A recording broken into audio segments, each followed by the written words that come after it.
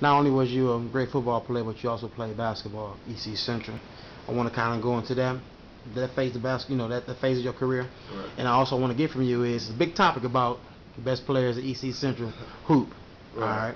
So what I want to get is your starting five and who is the best player at EC Central. So I want to start with you first. Give us some insight on your playing career. Man, I've been playing basketball since I can remember.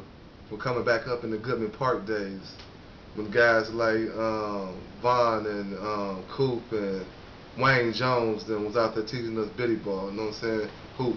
So I've been playing basketball all my life, man. That was my number one love. Even though football, I was better at football, but hoop was my number one love. Played freshman, junior. I played freshman, sophomore, and junior year. I ain't get a chance to play my senior year. Okay. So, did you have a more passion to play basketball or was football? Well, I'm gonna put it like this. My first love was hoop. You know what I'm saying? But I knew I wasn't going to school for basketball. Right. So I played football because I love football as well, because I knew that was my ticket Right. of getting out. Was that your same passion that you would have more love for the hoop, or was it the opposite? Yeah, man. My city coming from Calumet, we was nothing but hoopers. You already know that, Carl. Yeah. You know what I mean? The Harbor was more football players, but Calumet was always hoopers. We was born hoopers. You know what I'm saying? Won every tournament. Kerry Gosh went like 80-0 before we lost the game. Yeah. You know what I mean? Won all the tournaments at Raleigh Park and the leagues like that. Oh, yeah, dominated. So, yeah, dominated that. Y'all know that. Y'all know we could dominate y'all Yeah. and all the local city sports that we had out here.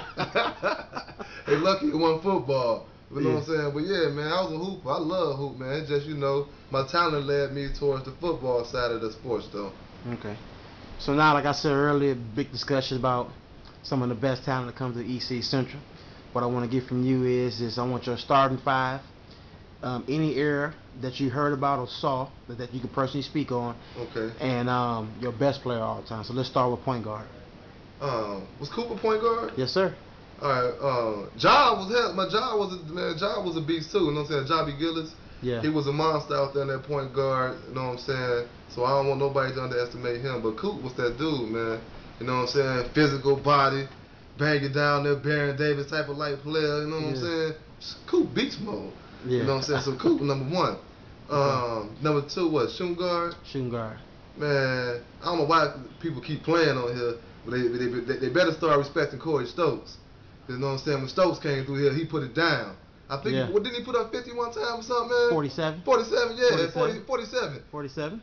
Some of y'all check y'all numbers, see if y'all ever put up 47. Or tell me who put up 47 in y'all time. Stokes was a beast on that numbers on that shooting guard. Okay, small forward. Small forward, man, I gotta go with Smooth. I gotta go with Etwan Moore on the small forward, just for the simple fact, all around game, down low, you know what I'm saying, could dunk on you, pass the ball, outside, got a three-pointer. Most guys, you know what I'm saying, that I've seen either had a down low game or they had an outside game. But both games, going down there, and it also helped going down there to show that you could beat Naptown in their own city. You know what I'm saying? So that showed a lot of heart. So small forward, definitely each one. Okay, power forward.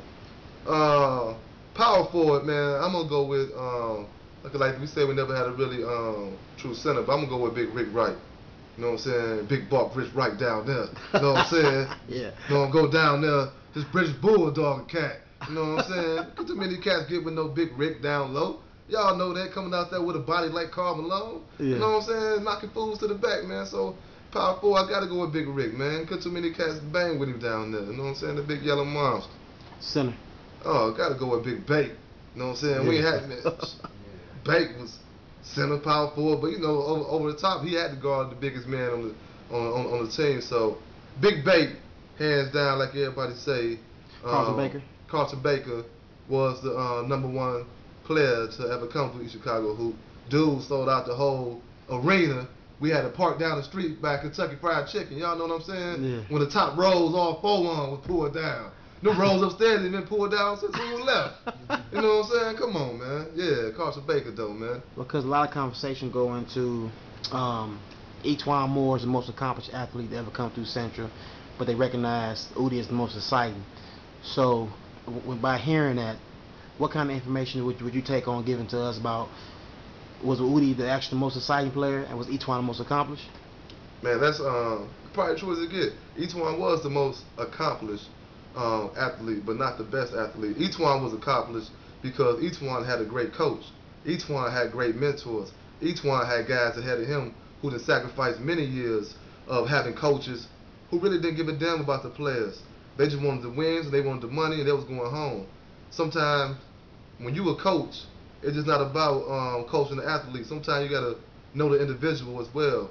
We had a lot of coaches who came to East Chicago who really didn't give a damn about the athletes. You know what I mean? They didn't care about their academics.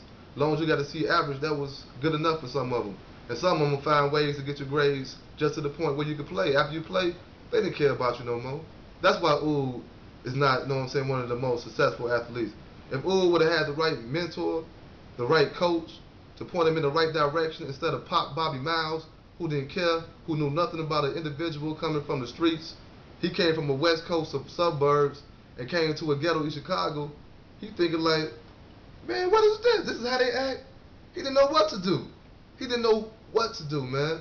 And a lot of guys who didn't have that mentorship or have nobody to help them out, they got lost in the system. Once basketball was over, what you gonna do?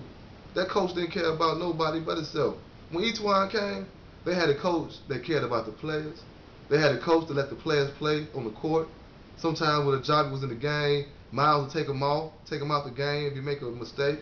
This coach came in, he let them do what they was going to do, but he not only coached the athlete, he coached the individual and helped them become good individuals. And that's why Etuan was able to be successful. Etuan landed in the perfect position, and he had the right mind state, and he didn't allow the streets, you know what I mean, to get to him.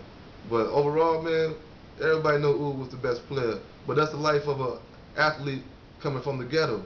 You know what I'm saying? It was better players out there than MJ. But when you come from the hood, that's how it is. You know what I mean?